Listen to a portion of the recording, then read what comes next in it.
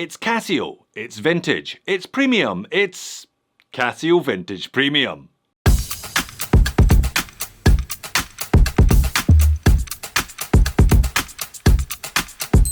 Hello and welcome to just one more Casio. Well, they're pretty moreish, so why not? Now, the last one I reviewed was a brand new design from their G-Shock line, the GAB001. Very impressive it was too. Full of tech, 2 batteries, 2 lights, Bluetooth connect to an app on your phone. It had a carbon composite core and a fancy new 2-piece case construction. Today's watch, the A1000, is by the same company, but really, it couldn't be much more different. Today we're going back to basics with a model from their vintage premium line. Casio have taken to branding some of their old school designs as vintage.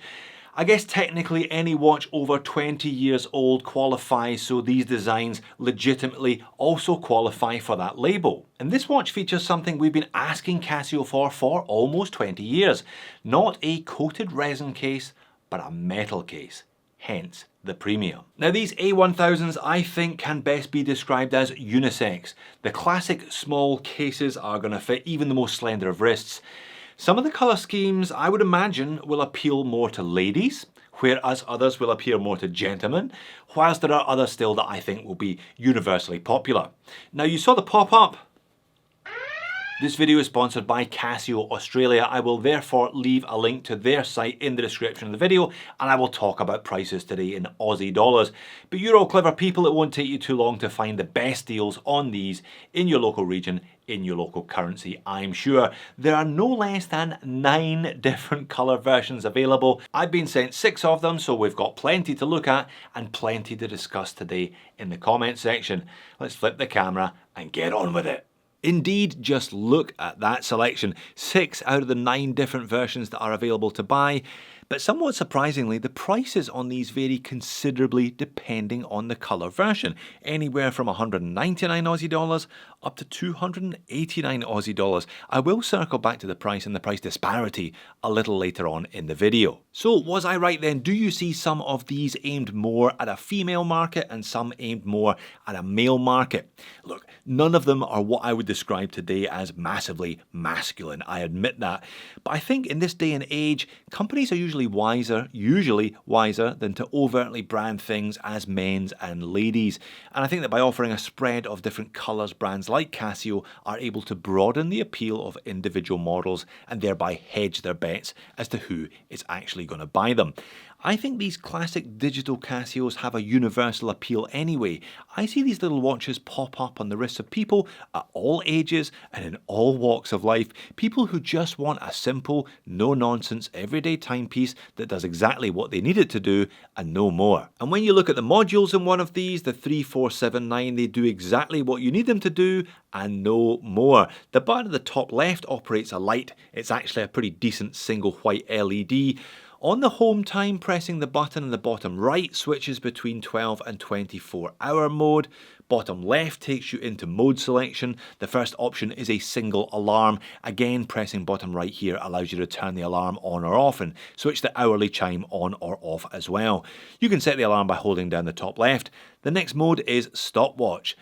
Start stop on the bottom right, reset on the top left. It does split times and you can record the times for first and second places in a race if you really want to. And the third and final mode is the time set mode. Again, use the top left to cycle through and bottom right to adjust.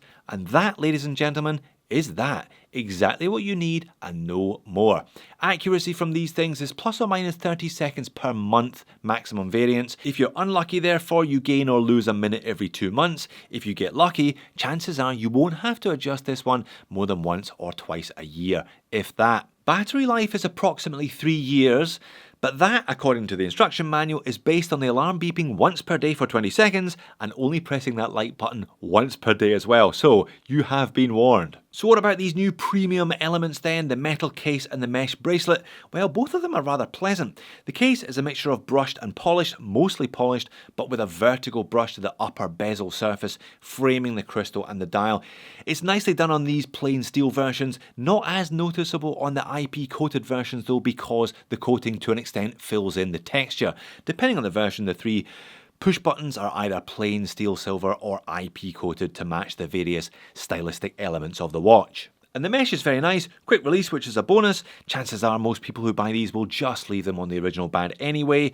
As you can see here, there are grooves in the underside, so not quite infinitely adjustable, but you are sure to get a good fit. And crucially, this mesh will not remove half of your arm hair like cheap road link bracelets tend to do. This is a real quality of life improvement if you're used to affordable Seikos or affordable Casios. And that's the gold one on my arm, not taking off any of my arm hair as a trophy. It's so slim and it's pretty light even on that premium mesh. It's a really comfortable, no-nonsense, forget about it watch, this one, if you can forget about a watch that's entirely gold IP coated, that is. I've got a 7-inch wrist for your reference. I find this size of watch perfectly wearable. When I pull out to the higher shot to give you some perspective, I still think it looks pretty reasonable on me.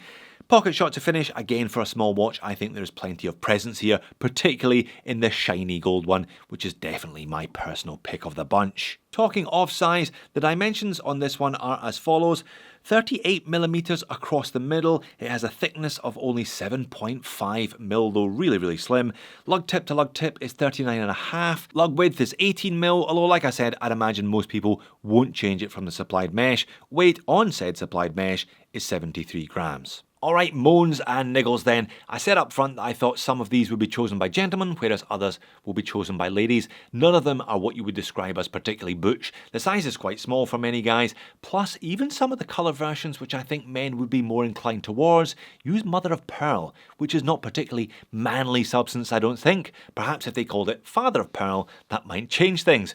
Personally, I would wear these three, the gold, the black and the silver, but I wouldn't wear these three, the two rose golds and the silver on the bracelet with the really noticeable mother of pearl surround to the dial face.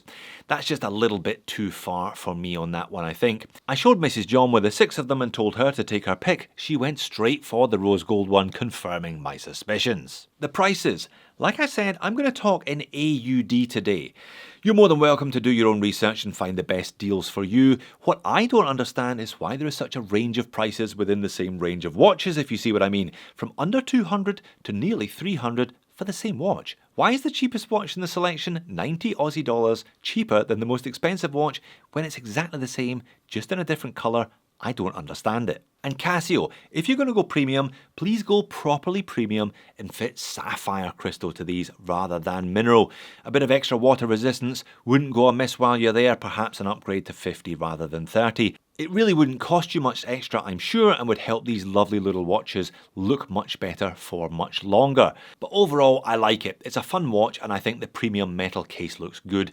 I hope that they bring this aesthetic to some of their other models and give us premium versions of the slightly bigger models such as the W217 and, dare I say it, the AE1200 in the future.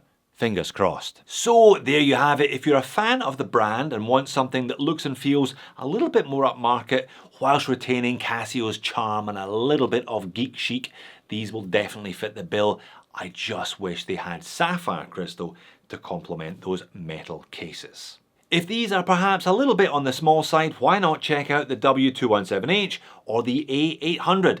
Thanks for watching. I will see you all again in a future video, I hope.